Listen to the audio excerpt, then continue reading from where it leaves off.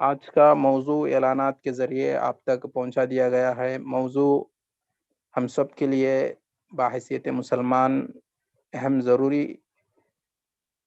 ضروری موضوع ہے۔ میرے پیارے بھائیوں، آپ تمام سے گزارش ہے درس کو توجہ سے سنیے، زوم پہ آڈیو ویڈیو بند رکھے۔ انشاءاللہ وقت رہا تو شیخ کی اجازت کے ساتھ سوال و جواب کا سیشن بھی ہوگا۔ اور آج کا جو موضوع ہے دنیا کا دھوکہ، اس پر خطاب کرنے کے لیے ہمارے درمیان موجود ہیں شیخ نور العالم سراجی حفظہ اللہ۔ شیخ محترم اس کے پہلے بھی AIG اسی پلیٹ فارم سے درس دے چکے ہیں اور آن لائن پر کئی خطابات شیخ محترم کے ہوتے رہتے ہیں۔ زلفی دعویٰ سینٹر میں دائی اور مترجم کی حیثیت سے اپنے خدمات انجام دے رہے ہیں۔ اللہ شیخ کی خدمات کو قبول فرمائے، مزید نیک توفیق سے نوازے۔ بغیر کسی تاخیر کے میں شیخ محترم کو دعوت دیتا ہوں وہ آیت کا موضوع دنیا کا دھوکہ، اس پر خطاب شروع کرے۔ شیخ نور العالم سراجی فلیتفضل مشکورا و ماجورا و جزاکم اللہ خیرا۔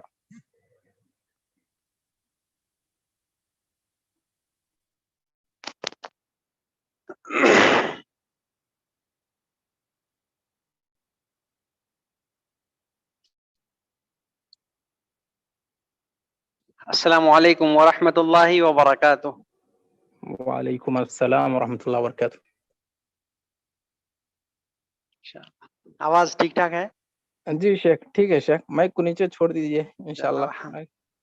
چلیں مشکل میں چھوڑ دیتا ہوں۔ بسم اللہ۔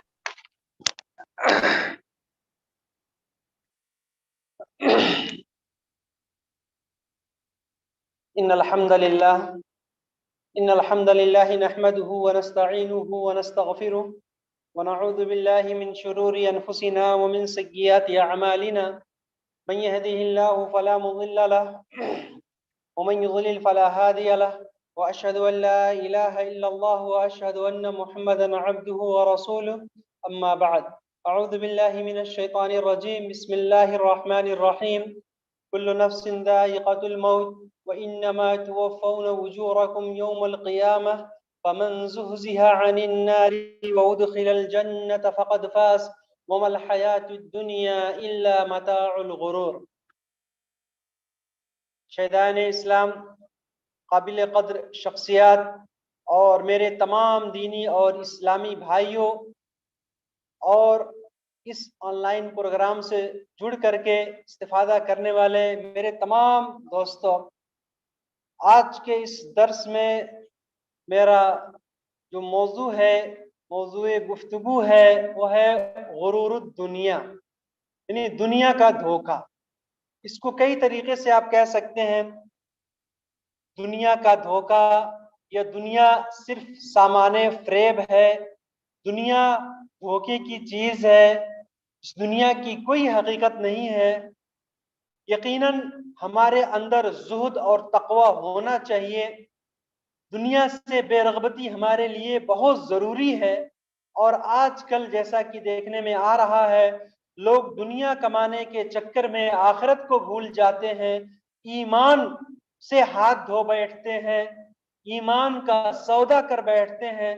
یہ تمام پریشانیاں، یہ تمام باتیں آج کل آئے دن ہو رہی ہیں۔ اس وجہ سے میں نے اس موضوع کا انتخاب کیا تاکہ تزکیہ نفس ہو، دل کی طہارت ہو، ہمارا دل پاک اور صاف ہو، اور ہر طرح سے ہم دین کی طرف، خیر کی طرف، جو آخرت کی زندگی ہے، ہمیشہ ہمیش باقی رہنے والی زندگی ہے، اس کی طرف جو ہے ہماری رغبت ہو، اور اس کے لیے ہم خصوصی تیاری کریں۔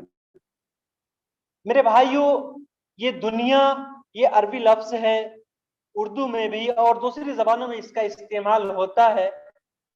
عربی قاموس میں اس کے بہت سارے معنی بیان کیے گئے ہیں۔ ایک معنی اس کا یہ ہے کہ دنیا یہ ادنا سے ہے، یعنی بہت ہی حقیر اور معمولی چیز ہے۔ دنیا حقیر ہے، ایک دم کچھ بھی نہیں۔ انشاءاللہ میں وضاحت کروں گا ابھی کہ دنیا آخرت کے مقابلے میں کیسی ہے، اور اللہ تعالیٰ نے قرآن میں جگہ جگہ وضاحت کیا، بیان فرمایا، چوکنا کیا، ہم کو متنبہ کیا کہ ہم اس میں دھوکہ نہ کھائیں، اس دنیاوی زندگی میں گھل مل کر کے اپنی آخرت کو برباد نہ کریں۔ یہ بہت حقیر ہے۔ اور اس کا دوسرا معنی ہے دنیا یہ دنا یدنو سے یعنی اپنی طرف قریب کرنے والی، اپنی طرف کھینچنے والی ہے، یہ لبھانے والی۔ دنیا کے اندر جو زیب و زینت ہے، جو آرائش ہے، جو اس کی خوبصورتی ہے، انسان اس کو دیکھ کر کے اتنا مگن ہو جاتا ہے کہ آخرت کو بھول جاتا ہے، اس کا ایمان خطرے میں پڑ جاتا ہے۔ تو میرے بھائیوں، صرف اور صرف نفس کی تزکیہ کے لیے، دل کو پاک اور صاف کرنے کے لیے، اپنے نفس کی صفائی کے لیے آج جو ہے میں نے اس موضوع کا انتخاب کیا ہے۔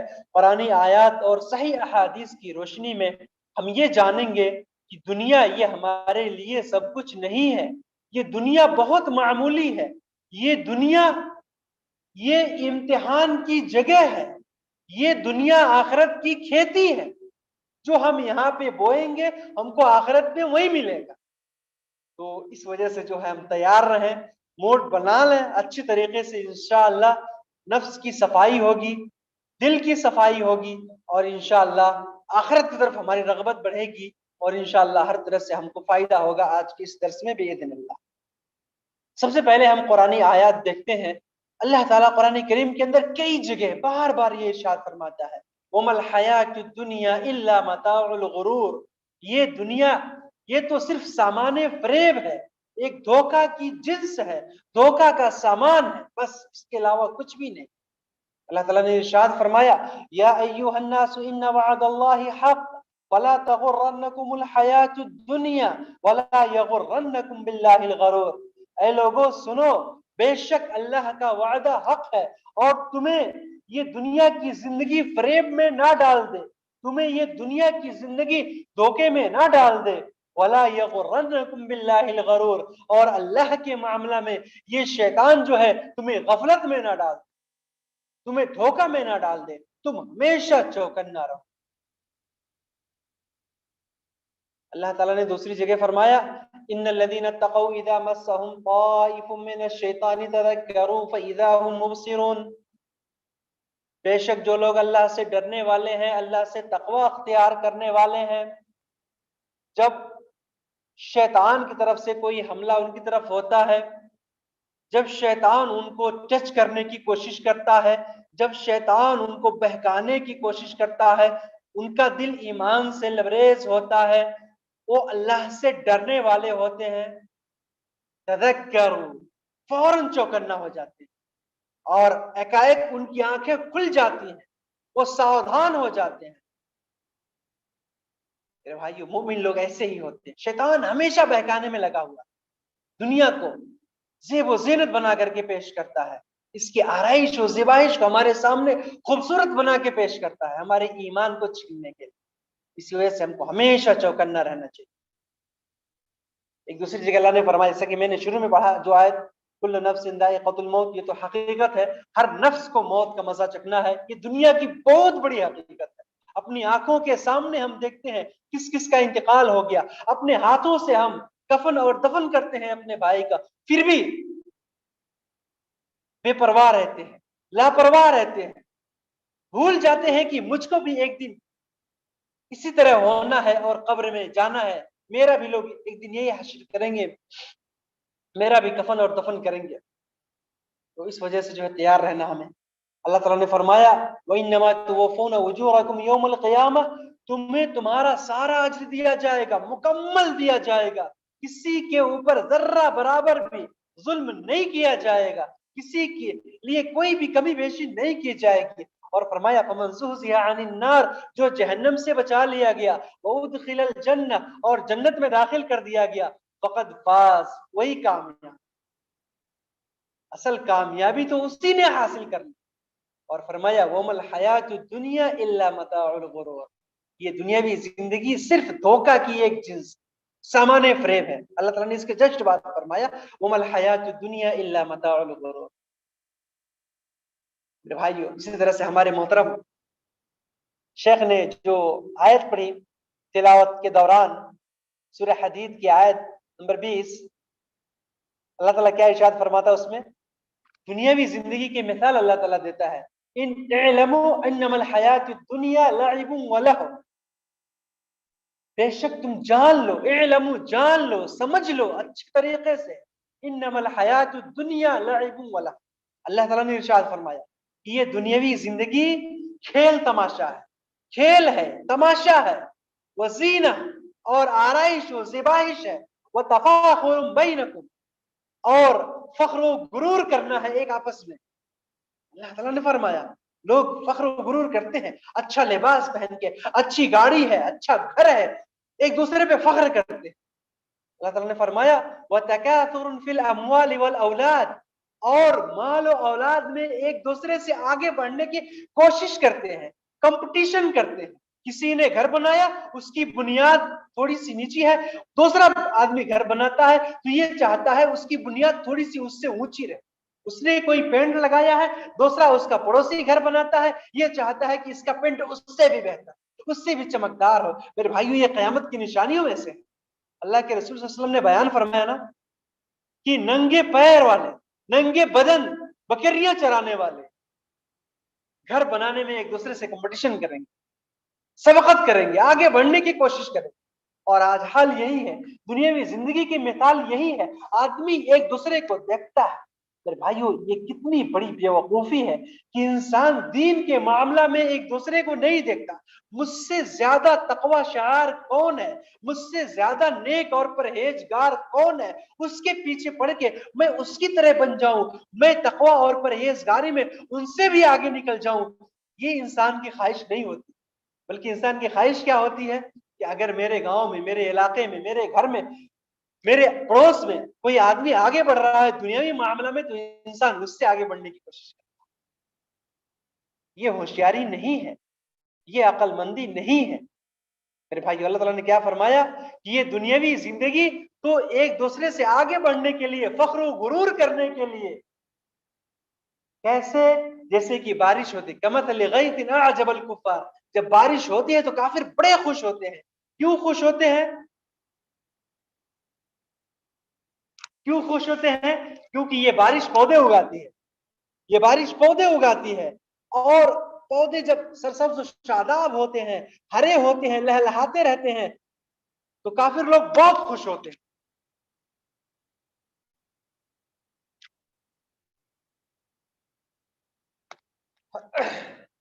اور پھر جب بارش ختم ہو جاتی ہے تو پھر یہ ساری کھیتی، سارا میدان زرد ہو جاتا ہے، اور پھر خشک ہو جاتا ہے، چورا چورا ہو جاتا ہے، سفیدی آ جاتی ہے، ساری ہریالی ختم ہو جاتی ہے۔ دنیاوی زندگی کی مثال ایسے ہی، چند دنوں کے لیے ہمیں خوشی ملی، خوش ہو گئے ہم، اور کب وہ خوشی ہم سے چھن جائے گی ہمیں نہیں پتا ہے۔ اپنی آنکھوں سے ہم دیکھ رہے ہیں، بڑی بڑی بلڈنگیں کسی کے پاس ختم ہو گئی اچانک۔ دنیاوی زندگی میں صرف چند سالوں میں ایک آدمی نے لاکھوں کروڑوں خرچ کر کے 10 سال میں 10 منزلہ عمارت بنائی، خوبصورت بنایا۔ اللہ تعالیٰ نے زلزلہ کا ایک جھٹکا بھیجا، نیست و نابود، ختم، زمین بوس۔ میرے بھائیو دنیاوی زندگی کچھ بھی نہیں، اس کی کوئی حقیقت نہیں ہے۔ اسی وجہ سے اللہ نے فرمایا آخرت میں عذاب ہے، بہت ہی دردناک عذاب ہے۔ جو برائی کرتے ہیں اور جو نیکیاں کرتے ہیں، اچھا عمل کرتے ہیں، ان کے لیے مغفرت ہے، اللہ کی طرف سے انہیں خوشنودی اور رضامندی عطا ہوگی۔ اور آگے فرمایا وَمَا الْحَيَاةُ الدُّنْيَا إِلَّا مَتَاعُ الْغُرُورِ، اس جگہ بھی فرمایا کہ یہ دنیاوی زندگی صرف سامان فریب ہے، صرف دھوکے کا سامان ہے، اس کے علاوہ کچھ بھی نہیں۔ اس سے آگے اللہ نے کیا فرمایا سابقوا الى مغفرة من ربكم وجنة عرضها كعرض السماء والارض، تم دوڑو، چلو، آگے بڑھو، کوشش کرو، جاؤ کدھر؟ الى مغفرة من ربكم، اللہ کے مغفرت کی طرف، اور ایسی جنت کی طرف جس کی لمبائی اور چوڑائی اس زمین و آسمان سے بھی زیادہ ہے۔ تو میرے بھائیو ہم اس جنت کو پانے کی کوشش کریں۔ میں نے کیا بتایا کہ دنیا محض ایک امتحان کی جگہ ہے۔ اللہ کے رسول صلی اللہ علیہ وسلم نے بیان فرمایا الدنیا سجن للمؤمن وجنت للکافر، یہ دنیا مومن کے لیے سجن ہے، قید خانہ ہے، اور کافر کے لیے جنت ہے۔ تو میرے بھائیوں اللہ تعالیٰ نے جب فرمایا دنیا کی زندگی سامان فریب ہے، دھوکے کا سامان ہے، تو ہم اس میں کیوں منہمک ہو جاتے ہیں، کیوں اتنا مگن ہو جاتے ہیں کہ آخرت کو بھول جاتے ہیں، نماز کو چھوڑ بیٹھتے ہیں، ایمان کا سودا کر بیٹھتے ہیں؟ ایسا کیوں ہوتا ہے میرے بھائی؟ ہمیں ہمیشہ چوکنا اور ساودھان رہنا چاہیے۔ اللہ کے رسول صلی اللہ علیہ وسلم نے بیان فرمایا مالی ولی دنیا، دنیا سے میرا کیا تعلق؟ فرمایا دنیا میں ایسے ہی ہوں جیسے ایک راکب، ایک سوار، ما انا فی الدنیا الا کراکب استظل تحت شجرہ ثم راح وترکها۔ ایک سوار، ایک چلنے والا مسافر ایک درخت کے نیچے تھوڑی دیر کے لیے آرام کرتا ہے اس کے سائے میں، پھر آگے بڑھ جاتا ہے، اس کے سائے کو چھوڑ دیتا ہے۔ یہ دنیا ایسے ہی چند روزہ ہے، ختم ہو جانے والی ہے۔ کوئی بھی انسان مرے گا اپنے ساتھ میں کچھ بھی لے کر کے نہیں جائے۔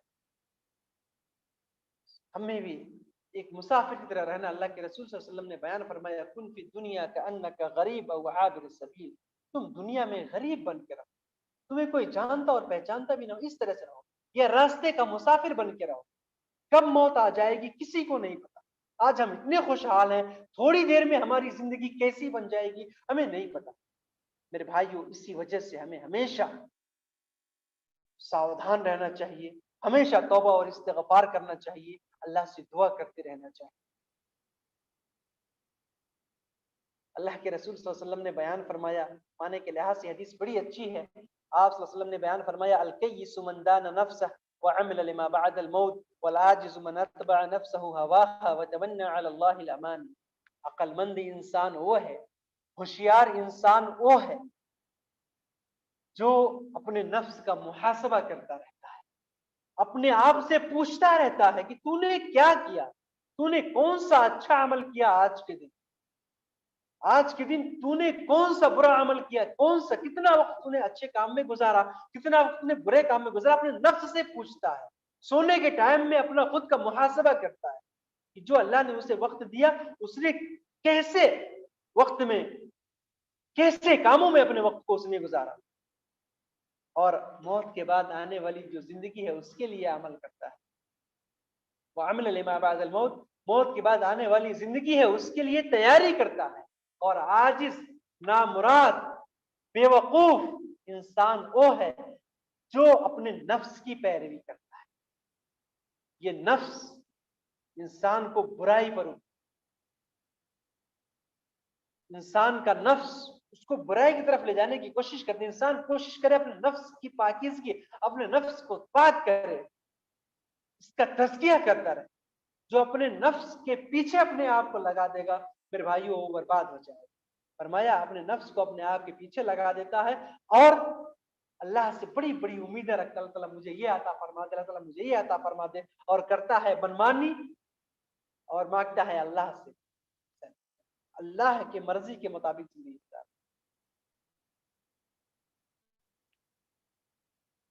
اللہ کی مرضی کے مطابق زندگی گزاریں گے تو کل قیامت کے دن ہمیں اپنی مرضی کی زندگی مل جائے۔ میرے بھائیو اسی وجہ سے جو ہے ہم ہمیشہ تیار رہیں، آخرت کی زندگی کے لیے تیاری کرتے رہیں، یہ بڑی اہم چیز ہے۔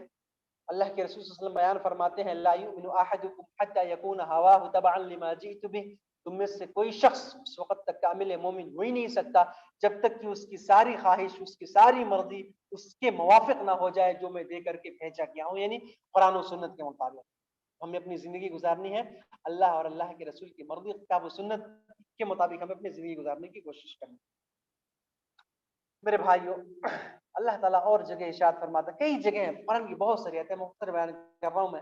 فرمایا ارضیتم بالحیات الدنیا فما متاع الحیات الدنیا فی الآخرۃ الا قلیل، کہ تم لوگ راضی ہو گئے، خوش ہو گئے اس دنیاوی زندگی میں، اتنے مگن ہو گئے تم دنیاوی زندگی کو بھلا بیٹھے، اور جبکہ آخرت کے مقابلے میں یہ دنیاوی زندگی محض تھوڑی سی ہے۔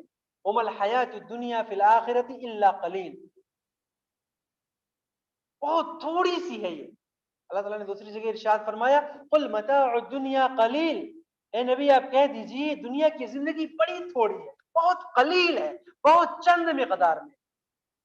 کتنی کم ہے، کتنی قلیل ہے، کتنی تھوڑی سی. جانتے ہیں صحیح مسلم کی حدیث میں اللہ کے رسول صلی اللہ علیہ وسلم نے بیان فرمایا کہ واللہ ما الدنیا فی الآخرۃ الا مثل ما یجعل احدکم اصبعہ فی الیم فلینظر بما یرجع.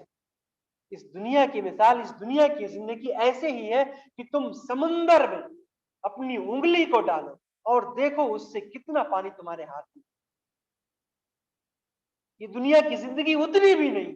اتنا سمندر میں ہم انگلی ڈال کے وہاں سے پانی لیتے، ہماری انگلی میں کتنا پانی آتا ہے. یہ دنیا کی زندگی اتنی بھی نہیں، بہت قلیل، بہت تھوڑی سی ہے. تو یہ دنیا کی زندگی میں پھنس کر کے اپنے آخرت کو کیوں برباد؟ مال کے پیچھے پڑ کے، دولت کے پیچھے پڑ کے، حسب اور نسب، کبھی کبھار جو ہوتا ہے انسان غیر عورتوں کے پیچھے پڑ کر کے اپنی ایمان کو برباد کر دیتا ہے. میرے بھائیو ایسا نہیں ہونا. آپ دنیا میں اپنے ایمان کو بچا لیں گے، اللہ تعالیٰ آپ کو قیامت کے دن، کل آخرت میں، جنت میں ایسے مقامات دے گا، ایسی حوریں عطا کرے گا جس کا تصور آپ کے ذہن میں نہیں ہو، جس کے بارے میں آپ نے کبھی سوچا بھی نہیں ہو. تو میرے بھائی اسی وجہ سے جو ہے ہم آخرت کی تیاری کریں، یہ بڑی اہم ہے. یہ قرآن کی آیتیں، یہ احادیث مبارکہ ہم کیوں پڑھ کے سناتے؟ تاکہ ہمارا ایمان تازہ ہو، ہمارا ایمان تازہ ہو، ہمارے نفس کا تزکیہ ہو، ہمارا دل صاف ہو اور نیک کام کی طرف، خیر کی طرف ہمارا دل لگے، ہماری رغبت ہو اور ہم آگے بڑھیں اچھے کاموں کی طرف.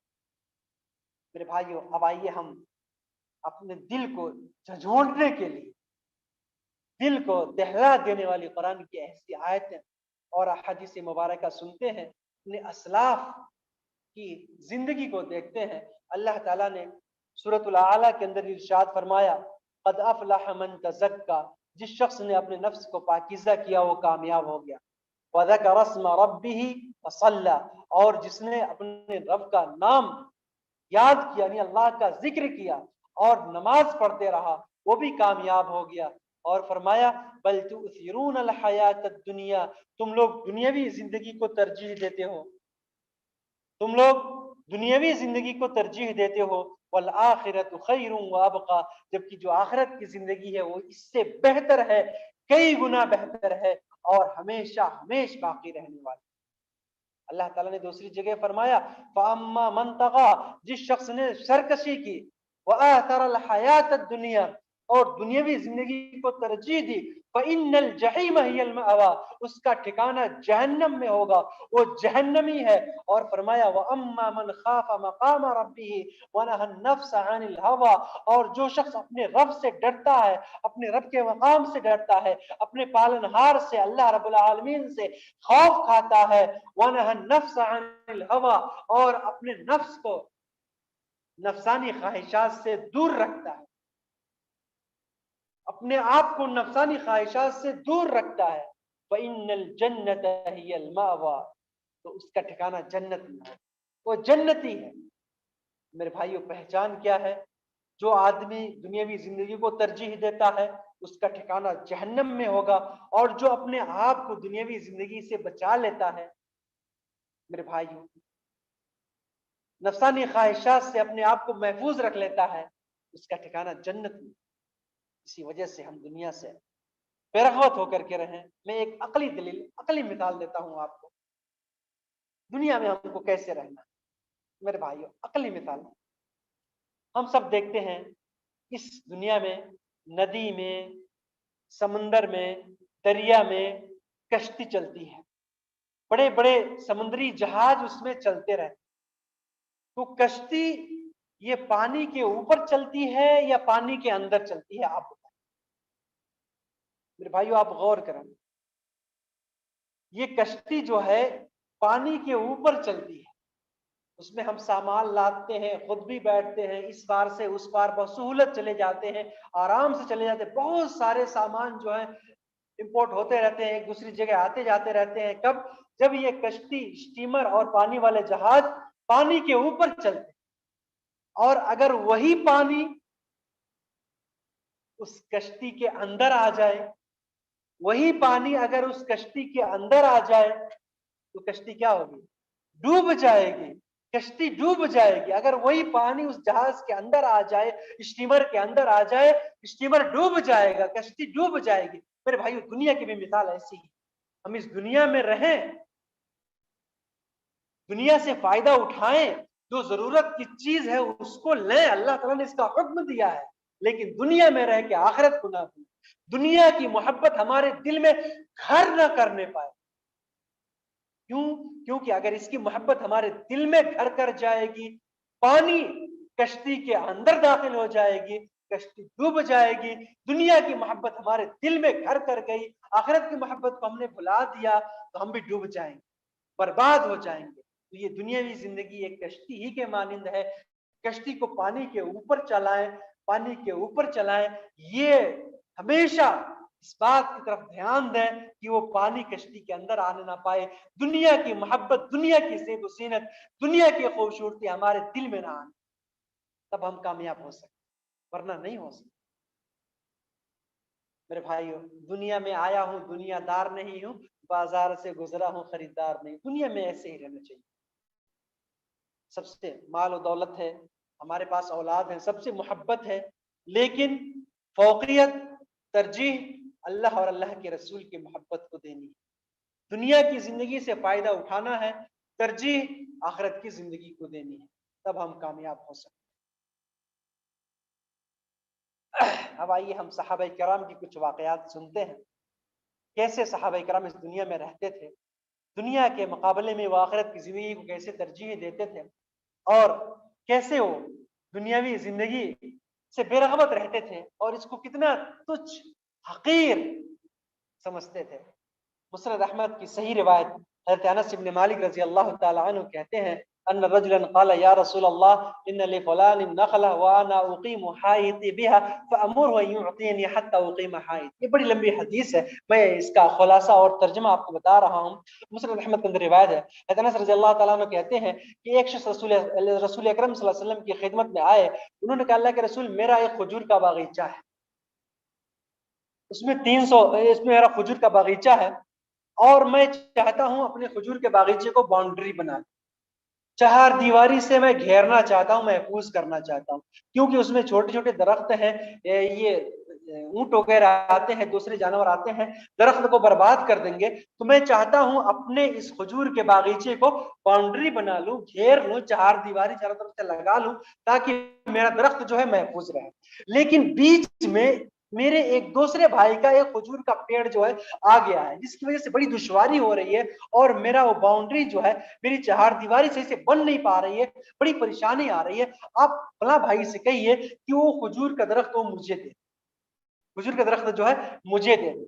آپ صلی اللہ علیہ وسلم نے ان کو بلایا اور کہا کہ دیکھو, تم یہ ایک کھجور کا درخت اپنے فلاں بھائی کو دے دو, تاکہ وہ اپنی چہار دیواری اچھے سے بنا لیں, اور اس کے بدلے میں اللہ تعالیٰ تمہیں جنت میں ایک کھجور کا درخت, اللہ تعالیٰ تم کو جنت میں ایک کھجور کا درخت دے گا. پتہ نہیں ان کے سامنے کیا معاملہ تھا, کیا مسئلہ تھا, انہوں نے انکار کر دیا, کہا میں نہیں دوں گا. جب انکار کر دیا پھر چلے گئے.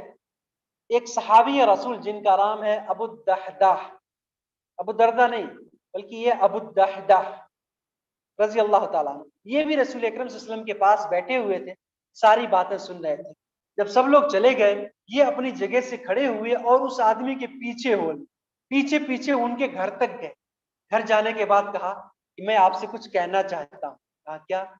کہا دیکھیے, جو آپ کا درخت ہے فلاں بھائی کے باغیچہ میں, جو بھائی باؤنڈری بنانا چاہتا ہے, وہ درخت آپ مجھے دے دیجیے.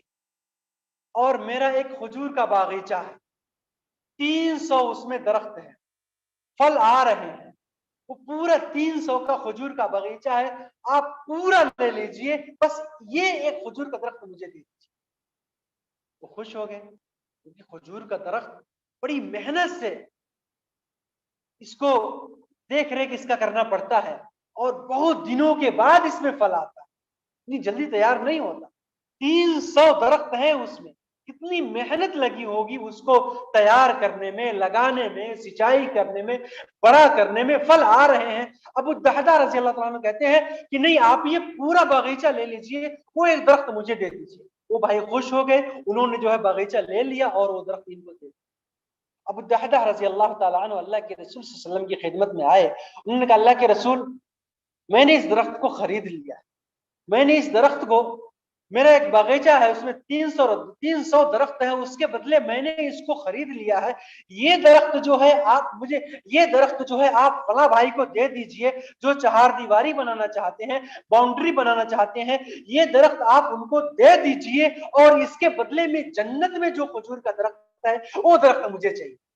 جنت میں جو کھجور کا پیڑ ہے وہ پیڑ مجھے چاہیے, اسی وجہ سے ان کو دے دیجیے. اللہ کے رسول صلی اللہ علیہ وسلم بہت خوش ہوئے اور فرمایا کم من عزق رداح لی ابی الدحداح فی الجنہ, فرمایا کہ میں ابو الدحداح کے لیے دیکھ رہا ہوں جنت کے اندر کھجور کا درخت ان کے لیے لگا دیا گیا ہے, اس کے اندر پھل آ رہے ہیں, اس کے خوشے لٹک رہے ہیں. ابو الدحداح جب جنت میں جائیں گے اس درخت کا پھل کھائیں گے, اس کے سائے میں آرام کریں گے. میرے بھائیو آپ غور کیجئے, کیا یہ گھاٹے کا سودا ہے؟ پہلے ساتھی نے تو نہیں دیا, ابو الدحداح رضی اللہ تعالیٰ عنہ کو پیچھے گئے اور اپنا 300 کا جو باغیچہ تھا, 300 درخت تھے, اس کو بیچ دیا, اور بیچ کر کے ایک درخت لیا, فلاں بھائی کو دے دیا, دوسرے بھائی کو یہ دے دیا. کیوں؟ تاکہ جنت میں کھجور کا ایک درخت دیا. آپ غور کریں, ہمارے بہت سارے بھائی دنیا کمانے کے پیچھے دین چھوڑ دیتے ہیں, نمازیں چھوڑ دیتے ہیں, روزے چھوڑ دیتے ہیں, دنیا کے پیچھے اتنا پڑتے ہیں دین بھول جاتے ہیں. بھائی صحابہ کرام کو جنت میں کھجور کا ایک درخت ملے گا, اپنا پورا باغیچہ دے دی. میرے بھائیو آپ غور کریں, خیر کے کام میں آگے بڑھیں, دین کے کام میں آگے بڑھیں تاکہ کامیاب ہو جائے. صرف اتنا ہی نہیں, اب جب بیچ دیا, سودا ہو گیا, اب اس باغیچہ میں جا رہے ہیں, اپنی آنکھوں سے اس کو دیکھتے ہیں, جاتے ہیں, چہار دیواری لگی ہوئی ہے. میرے بھائیو ابو الدحداح رضی اللہ تعالیٰ عنہ اب باغیچہ کے اندر داخل نہیں ہوتے, دروازے کے باہر کھڑے رہتے ہیں. ان کے بچے اس باغ میں کھیل رہے ہوتے ہیں, ام دحداح بھی اسی باغ میں ہوتی ہیں. باہر ہی سے آواز لگاتے ہیں, اے ام دحداح اس باغیچے سے اب باہر نکل جاؤ, یہ باغیچہ اب ہمارا نہیں ہے, اس کو میں نے بیچ دیا ہے. جنت میں ایک کھجور کا درخت ملے گا, اس کے بدلے میں نے اس کا سودا کر لیا ہے, اس کو بیچ دیا ہے, اب یہاں سے نکل جاؤ, یہ باغیچہ میرا نہیں, یہ باغیچہ اب ہمارا نہیں ہے. میرے بھائیو قربان جائیں ایسی عورت پر. ام دحداح رضی اللہ تعالیٰ عنہ جب سنتی ہیں, اگر آج کل کی عورتیں ہوتی لڑ پڑتی فوراً, اگر کوئی شوہر 500 روپے اگر چندہ دے دے مدرسہ میں, عورتیں لڑ پڑتی ہیں, کہتی ہیں کہ فلاں فلاں سامان خریدنا تھا, یہ ضرورت پوری کرنی تھی, آپ نے یہ چندہ دے دیا 500 5000. انہوں نے جب سنا کیا فرمایا, ام دحداح نے کیا کہا, ربح البیع, آپ نے تو بہت اچھا سودا کیا, مجھے یہ دنیا کا باغیچہ نہیں چاہیے, مجھے بھی جنت میں کھجور کا درخت چاہیے. فوراً اپنے بچوں کو پکڑتی ہیں, بچے کھجوریں کھا رہے ہوتے ہیں, ان کے ہاتھ سے کھجوروں کو لیتی ہیں, وہیں پہ رکھ دیتی ہیں, سارے بچوں کا ہاتھ پکڑ کے باغیچے سے باہر نکل جاتی. میرے بھائیو غور کریں, کیسا ایمان تھا ان کا, کتنی محنت سے سینچائی کر کے, دیکھ ریکھ کر کے پورا باغیچہ تیار کیا, جنت میں کھجور کا ایک درخت ملے گا, بیچ دیا, سودا کر لیا اس کا. میرے بھائی اسی وجہ سے ہم کو بھی اس کے لیے تیار رہیں. ہم کو بہت ساری چھوٹے چھوٹے اعمال میں بڑی بڑی نیکیاں ملتی ہیں, ہم سب جانتے ہیں. جو شخص فرض نماز کے علاوہ دن اور رات میں 12 رکعت پڑھ لیتا ہے, اس کے لیے اللہ تعالیٰ جنت میں گھر بناتا ہے. کون سے لوگ پابندی سے پڑھتے ہیں؟ ہے کوئی پابندی سے پڑھنے؟ پابندی سے پڑھنے والے ہیں. میرے بھائیو سنت میں کوتاہی, یہاں تک کہ فرائض بھی لوگ کوتاہی کرتے ہیں. ایسا نہیں ہونا چاہیے. نفس کا تزکیہ کریں, صحابہ کرام کے واقعات کو پڑھیں, اور اپنے آپ کو ہمیشہ تیار رکھیں نیک کام کے لیے, خیر کے کام کے لیے, آگے بڑھنے کے لیے. میرے بھائیو ایک واقعہ اور سنا کے اپنی بات ختم کرتا ہوں. میں بھی بڑا اچھا واقعہ ہے. المستدرک علی الصحیحین للحاکم, جو کتاب ہے امام حاکم رحمۃ اللہ علیہ کے المستدرک, اس کے اندر یہ واقعہ, اور یہ بھی صحیح روایت ہے. حضرت ابو موسیٰ اشعری رضی اللہ تعالی عنہ کہتے ہیں کہ ایک بار رسول اکرم صلی اللہ علیہ وسلم سفر میں تھے, تو آپ کا گزر کسی اعرابی سے, دیہاتی شخص کے پاس سے ہوا. وہ آپ صلی اللہ علیہ وسلم نے ان کے ہاں قیام کیا, آپ صلی اللہ علیہ وسلم اس دیہاتی کے یہاں ٹھہرے تھے, انہوں نے بڑی آہو بھگت کی, بڑی اچھی مہمان نوازی کی, اچھی طریقے سے کھلایا پلایا اور یعنی بہت ہی بہترین مہمان نوازی کی. تو آپ صلی اللہ علیہ وسلم نے فرمایا کہ تم مدینہ آنا اور مدینہ آنے کے بعد مجھ سے ضرور ملنا. پھر آپ صلی اللہ علیہ وسلم مدینہ منورہ آ گئے. کچھ دنوں کے بعد وہ دیہاتی بھی مدینہ میں آیا, تو آپ صلی اللہ علیہ وسلم کو بھی موقع ملا, آپ نے بھی ان کی بڑی اچھی خاطر تواضع کی, بڑی اچھی آو بھگت کی, مہمان نوازی کی, اچھی طریقے سے کھلایا پلایا, ان کے رہنے سہنے کا اچھا انتظام کیا. پھر جب وہ دیہاتی شخص جانے لگا تو آپ صلی اللہ علیہ وسلم نے کہا کچھ مانگو, کچھ چاہیے تو مانگو میں دیتا ہوں. تو انہوں نے کہا کہ مجھے سواری کے لیے اونٹ چاہیے اور دودھ پینے کے لیے بکری اور گائے وغیرہ چاہیے, آپ دے دیجئے. دودھ پینے کے لیے, سواری کرنے کے لیے اونٹنی اور گائے وغیرہ چاہیے. اللہ کے رسول صلی اللہ علیہ وسلم نے بیان فرمایا عجز هذا ان يكون كعجوز بني اسرائیل. دیکھیے یہ شخص, یہ بندہ اتنا عاجز اور لاچار ہو گیا, یہ بیچارہ, یہ تو اس شخص کی طرف نہیں ہو پایا, اس بڑھیا کی طرح نہیں ہو پایا جو بنی اسرائیل کے اندر تھی. بنی اسرائیل کے اندر جو بڑھیا جس نے موسیٰ علیہ السلام سے مانگ لیا, یہ تو ویسا بھی نہیں ہو سکا. اس بڑھیا نے کیا مانگ لیا موسیٰ علیہ السلام سے, یہ وہ شخص جو ہے یہ وہ نہیں مانگ سکا, یہ شخص وہ چیز نہیں مانگ سکا. یہ اونٹ مانگ رہا ہے, بکریاں اور گائے مانگ رہا ہے. صحابہ کرام نے پوچھا اللہ کے رسول اس بڑھیا نے موسیٰ علیہ السلام سے کیا مانگ لیا, اس بڑھیا نے موسیٰ علیہ السلام سے کیا مانگ لیا؟ میرے بھائیوں, آپ صلی اللہ علیہ وسلم نے بیان فرمایا, کیا بیان فرمایا کہ جب موسیٰ علیہ السلام بنی اسرائیل کو لے کے نکل رہے تھے مصر سے, فرعون کے ظلم و ستم سے نجات پانے کے لیے, آپ لوگ واقعہ سنے ہوں گے جب فرعون کو غرق کیا گیا دریا میں, رات میں نکلے تھے موسیٰ علیہ السلام, ساری ان کی قوم بنی اسرائیل نکلی, راستہ بھول گئے, سب راستہ بھٹک گئے. اب کدھر جانا ہے کدھر جانا کسی کو نہیں پتا. صحیح حدیث ہے. اب پتہ چلا کیسے راستہ معلوم ہو, کیسے راستہ معلوم ہو, کسی کو کچھ نہیں معلوم ہو رہا ہے. تو جو بڑے بڑے علماء تھے, جانکار لوگ تھے بنی اسرائیل کے اندر, انہوں نے کہا ہم سے کچھ بھول ہو رہی ہے, ہم سے کچھ غلطی ہو رہی ہے. کہا کیا غلطی ہو رہی ہے؟ کہا کہ جب یوسف علیہ السلام یہاں پہ تھے, مصر میں حاکم تھے, تو جب ان کے انتقال کا وقت آیا تو انہوں نے مجھ سے کہا, انہوں نے ہم لوگوں سے کہا تھا کہ جب تم لوگ یہاں سے جانا, مصر سے نکلنا, تو مجھ کو بھی ساتھ میں لے لینا, میرے جسم کو بھی ساتھ میں لے لینا. میرے بھائیو یہ حقیقت ہے, صحیح روایت ہے کہ جو بھی انبیاء ہوتے ہیں ان کے جسم کو مٹی نہیں کھاتی. ان اللہ حرم علی الارض ان تاکل اجساد الانبیاء, اللہ تعالیٰ قیامت تک ان کے جسم کو محفوظ رکھ دیتا ہے, انبیاء کے جسم کو مٹی نہیں کھاتی. یوسف علیہ السلام بہت پہلے کی, یوسف علیہ السلام نے حکومت کی مصر میں, بڑا لمبا واقعہ ہے. پھر 12 فرقے بن گئے تھے مصر کے اندر, وہی بنی اسرائیل ہے. بنی اسرائیل یعنی یعقوب علیہ السلام کے بیٹے, بنی اسرائیل یعقوب علیہ السلام کا نام ہے. یعقوب علیہ السلام, بنی اسرائیل, اسرائیل اللہ کا بندہ, اسرائیل یعقوب علیہ السلام کا نام ہے, بنی یعنی ان کے بیٹے. تو یعقوب علیہ السلام کے 12 بیٹے تھے ٹوٹل یوسف علیہ السلام کو لے کر کے. تو یہ پورا جو ان کا یہ سلسلہ بنا ہے مصر میں, تو یہ سارے لوگ انہیں کو بنی اسرائیل کہتے ہیں, جو یعقوب علیہ السلام کے نسل سے, خاندان سے آگے بڑھے ہیں, ان کے 12 بیٹوں کی نسل سے. تو چونکہ یوسف علیہ السلام کا انتقال ہو گیا تھا, لوگوں نے دفن کر دیا تھا ان کو, لیکن یہ سارے لوگ مصر کو چھوڑ کے جا رہے تھے, تو انہوں نے کہا تھا کہ مجھ کو بھی میرے جسم کو ساتھ میں لے لینا اور وہیں پہ دفن کرنا جہاں تم لوگ ہیں. میرے بھائیوں, لوگوں نے چھوڑ دیا تھا ان کو, راستہ بھول گئے تھے. کہا کہ جب ہم ان کے جسم اطہر کو ساتھ میں لیں گے پھر ہمیں راستے کا پتہ چلے. تو پتہ چلا کہ بھائی ان کی قبر کہاں ہے, چلو جلدی سے قبر کھودتے ہیں, ان کے جسم اطہر کو نکالتے ہیں. کہا کس کو معلوم, کہا ان کی قبر کسی کو نہیں معلوم. کہا کس کو معلوم ہے, کہا ایک بوڑھیا ہے, بہت ہی بوڑھی عورت ہے, اس کو معلوم ہے یوسف علیہ السلام کی قبر کہاں ہے.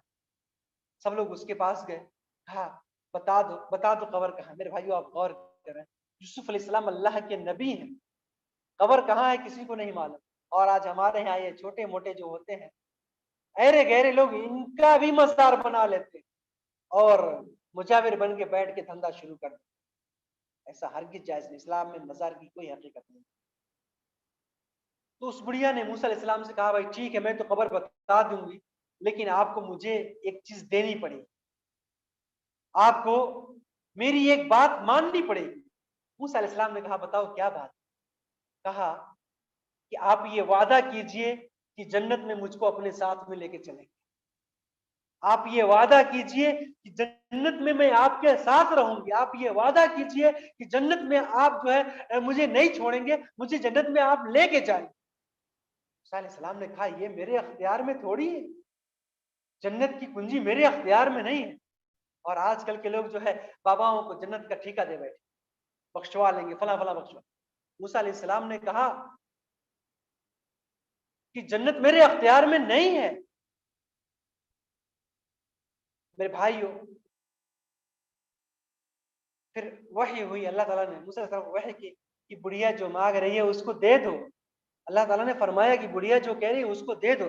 جب اللہ کا حکم ہوا تو موسیٰ علیہ السلام نے کہا ٹھیک ہے، میں تمہیں عطا کرتا ہوں، تم جنت میں میرے ساتھ رہو گی، جلدی بتاؤ یوسف علیہ السلام کی قبر کہاں ہے۔ وہ لے کر کے لوگوں کو گئی، دیکھا تھوڑا سا پانی اوپر پڑا ہوا تھا، کہا اس پانی کو یہاں سے ہٹاؤ، پتے وغیرہ پڑے، کہا پتے کو یہاں سے ہٹاؤ۔ سب لوگوں نے پتے اور پانی کو ہٹایا، کہا اس جگہ کو کھودو۔ لوگوں نے کھودا تو حضرت یوسف علیہ السلام کا جسم اطہر ویسے ہی جیسے دفن کیا گیا تھا صحیح سلامت ویسے ہی نکلا۔ جیسے ہی لوگوں نے یوسف علیہ السلام کے جسم اطہر کو اپنے ہاتھ میں لیا، ان کے لیے راستہ واضح ہو، راستہ پتہ چل گیا، پھر اور آگے بڑھے اور دریا قریب آ گیا، پھر یہ بڑا واقعہ ہے۔ تو میرے بھائیوں، اس سے پتہ کیا چلتا ہے کہ اس بڑھیا نے کیا مانگا موسیٰ علیہ السلام سے؟ اونٹ مانگا، گائے اور بکریاں مانگا، اس نے دنیاوی زندگی مانگی نہیں، اس نے جنت مانگ لیا۔ حضرت ربیعہ الاسلمی صحابی رسول ہیں، اللہ کے رسول صلی اللہ علیہ وسلم کو وضو کرواتے تھے۔ اللہ کے رسول صلی اللہ علیہ وسلم نے پوچھا، اللہ کے رسول صلی اللہ علیہ وسلم نے ایک مرتبہ فرمایا ربیعہ کیا مانگتے ہو؟ مانگو، تمہیں جو چاہیے میں دوں گا۔ انہوں نے بھی کہا اللہ کے رسول میں چاہتا ہوں جنت میں آپ کے ساتھ رہوں۔ اللہ کے رسول صلی اللہ علیہ وسلم نے بیان فرمایا کہ اس کے علاوہ کچھ اور مانگو، اگر مانگ لیتے دنیا کی چیزیں اللہ کے رسول دے دیتے۔ کہا نہیں، بس میں جنت میں آپ کی معیت، آپ کی صحبت چاہتا ہوں۔ اللہ کے رسول صلی اللہ علیہ وسلم نے بیان فرمایا ٹھیک ہے، پھر تم سجدے خوب زیادہ کرو، جب تم سجدے زیادہ کرو گے تو اللہ تعالیٰ تمہارے درجات کو بلند کرے گا۔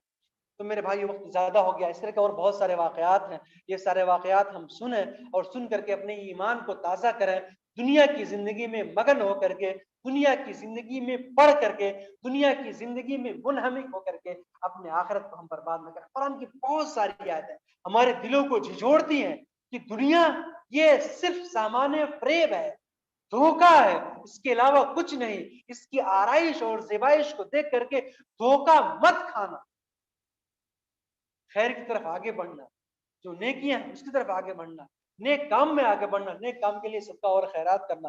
میرے بھائیو، اس میں ہم کو کامیابی مل سکتی ہے۔ تو آج کے درس کا خلاصہ یہی ہے کہ دنیا کی زندگی ہمارے لیے نہیں بلکہ حقیقی زندگی تو آخرت کی زندگانی ہے، اس کے لیے ہمیں تیاری کرنی ہے۔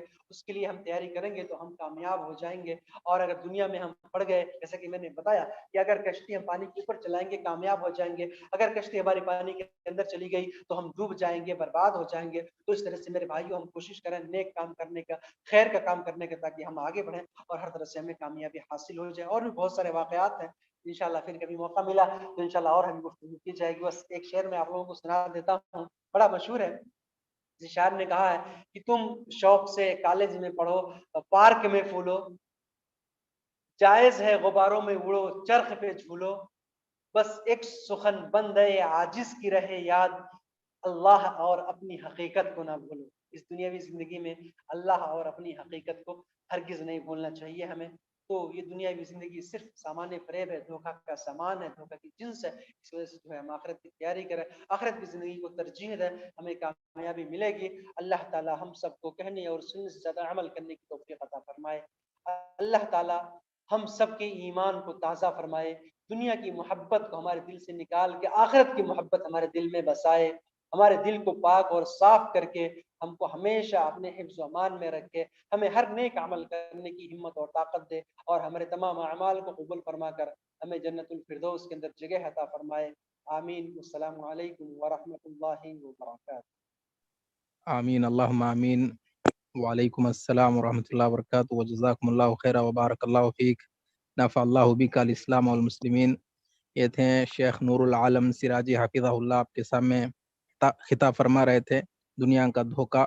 اس موضوع پر ماشاءاللہ کتاب و سنت کی روشنی میں، قرآن و حدیث کی روشنی میں، اور صحابہ کے بہت ہی دلچسپ واقعات کی روشنی میں ہمارے سامنے بہترین گفتگو فرما رہے تھے. اللہ تعالیٰ شیخ کے علم میں، عمر میں، عمل صالح میں، اہل و عیال میں برکتوں سے نوازے ماشاء اللہ. شیخ محترم، اگر ٹاپک سے ریلیٹڈ کیا تو سوالات ہیں تو لیں گے؟ لے سکتے تھوڑی دیر کے لیے. جی بارک اللہ فیک. اگر کسی بھائی کے پاس آج جو ٹاپک عنوان چلا ہے اس پر کچھ پوچھنا چاہتے ہیں، کچھ ڈاؤٹ ہے، کوئی بات سمجھ میں نہیں آئی یا کوئی پوچھنا چاہتے سوال ہے تو انشاءاللہ ہینڈ ریس کر سکتے ہیں. اللہ رحمت. نور بھائی اپنے پاس سے انمیوٹ کر کے سوال پوچھ سکتے ہیں. السلام علیکم ورحمۃ اللہ وبرکاتہ. شیخ، جو میں ٹریفک میں میرے کو ایک بات تم بولے وہ میرے سمجھ میں نہیں ہے، اس کی تھوڑا کھول کے بتاؤ شیخ. جو آپ بولے انبیاؤں کی جو لاشیں ہیں مٹھی نہیں کھاتی کر کے قرآن آیت بولے، اسی طریقے سے کیا محمد رسول اللہ صلی اللہ علیہ وسلم جب انتقال ہونے کے بعد عمر بن خطاب رضی اللہ عنہ اس کی منڈی جدا کرتا ہوں کو بولے تھے، یا بکر رضی اللہ عنہ بولے، یا کچھ آیت پڑھے تھے بولے رسول اس سے پہلے جو رسول آئیں کر کے بولے. میرا ڈاؤٹ یہی ہے شیخ، کیا 1,24,000 کے نبیوں کے جو لاشاں ابھی تک بھی یا مٹھی کھا کو ہوں گی یا مٹھی نہ کھا کو ہوں گی شیخ؟ اکثر کر کے میرے ہے محمد صلی اللہ علیہ وسلم کے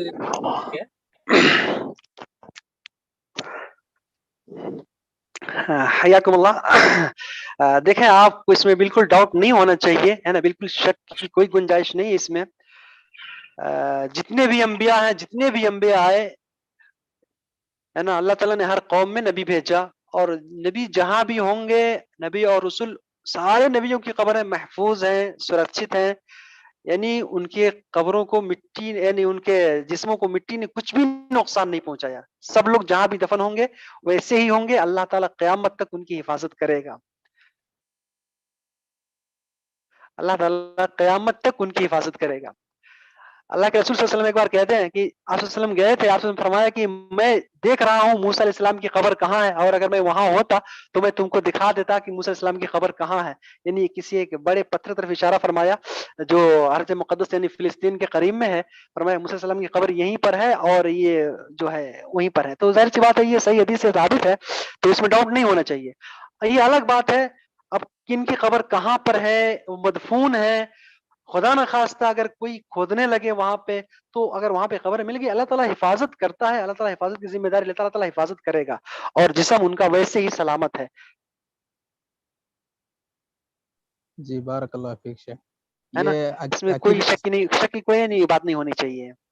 جی جی بارک اللہ فیک شیخ. یعنی ہمارا عقیدہ یہ ہونا چاہیے کہ انبیاء علیہ السلام کے جو جسمیں ہیں وہ قبروں میں جو ہے ایسے ہی ہیں جیسے دفناتے وقت رہتے ہیں.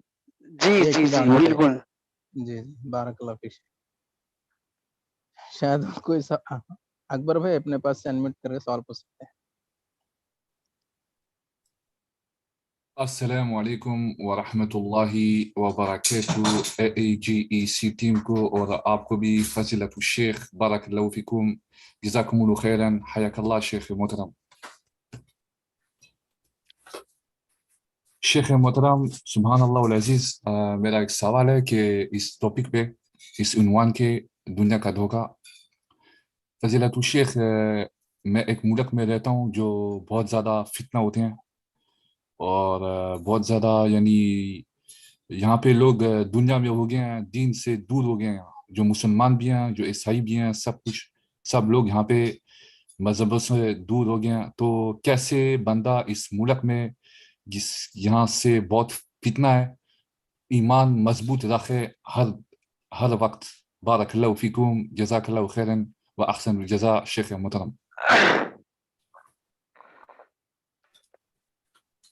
دیکھیں، اس بارے میں اللہ سے سب سے بڑی چیز ہے آدمی کوشش کرے، اور اس سے بھی بڑی چیز آدمی اللہ سے ہمیشہ دعا کرتے رہے اپنے ایمان کی حفاظت کے لیے، اور تنہائی میں، خصوصاً رات کی تنہائی میں، تہجد کے وقت میں اور دوسرے وقت میں.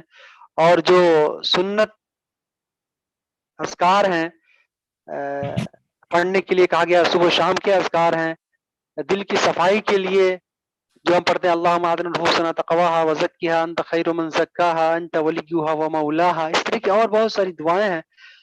تو پڑھتے رہیں, اللہ سے دعا کرتے رہیں. اور دنیا اللہ تعالیٰ یہ عبرتیں دکھاتا رہتا ہے کہ ابھی ہم نے دیکھا کہ ابھی کورونا کا دور جو چل رہا تھا, یعنی ایک غیر مرئی چیز جس سے لوگ دیکھ ہی نہیں سکتے, کتنا خوف زدہ پوری دنیا دہل گئی تھی اس سے. تو یہ اللہ کی نشانی ہے, اس پر غور و فکر آدمی کرے, ہر چیز پہ غور و فکر کرے, انشاءاللہ اس کا ایمان تازہ ہوگا. اور اللہ سے دعا بھی کرتا رہے, ہمیشہ نیک عمل کی توفیق ملے اللہ کی طرف سے اس کو, اور کرنے کی بھی کوشش کرتا رہے. جہاں بھی ہو انسان کوشش کرتا رہے, اللہ تعالیٰ اس کو ضرور توفیق دے گا. Allah Ta'ala Jalla Jalaluhu Azza wa Jalla pour خوش الحفظ وأمان من الخير فضيلة الشيخ بارك الله حياك فيك الله. جزاك الله خير حياك الله آمین شيخ. یا رب. آمین, بارک اللہ فیکم. الحمدللہ, اللہ تعالیٰ کا بے انتہا شکر ہے, آج کی مجلس کامیابی کے ساتھ اختتام پذیر کو پہنچی ہے الحمدللہ. اللہ کے شکریہ کے بعد ہم فضیلت الشیخ نور العالم سراجی حفظہ اللہ کا بھی شکریہ ادا کرتے ہیں. شیخ محترم نے اپنا قیمتی وقت ہمارے لیے نکالے ہیں, امید کرتے ہیں آئندہ بھی ہمارے لیے وقت دیں گے. اور اس کے بعد جو مشارکین آئے ہیں زوم پر اور یوٹیوب پر لائیو دیکھ رہے ہیں, آپ سب کا بھی ہم شکریہ ادا کرتے ہیں. دعا گو ہیں اللہ تعالیٰ ہم سب کے آنے کو, سننے کو, کہنے کو قبول فرمائے. دنیا اور آخرت کی کامیابیاں اللہ تعالیٰ ہم سب کو نصیب کرے. پیارے بھائیوں, یہ IGEC کویت ٹیم کی طرف سے الحمدللہ ہفتے میں اردو زبان میں دروس چل رہے ہیں, اور مہینے میں تیلگو زبان میں 2 دروس چل رہے ہیں. ان تمام دروس کے اپڈیٹس اعلانات کے ذریعے آپ تک پہنچا دیں گے. آپ ان کو فالو کرتے ہوئے ان دروس میں وقت پر شرکت کی کوشش کریں, اپنے دوستوں کو, رشتہ داروں کو بھی دعوت دیں. اور اسی طرح ہمارا یوٹیوب چینل ہے, اس کو سبسکرائب کریں. یہ جو بھی عنوانات ہیں, بیانات ہو رہے ہیں مختلف علماء اکرام کے نیچے اپلوڈ ہو کے رہتے ہیں, ان کو آپ پھر سے دیکھ سکتے ہیں, دوسروں کو بھی شیئر کر سکتے ہیں. انہی کچھ کلمات کے ساتھ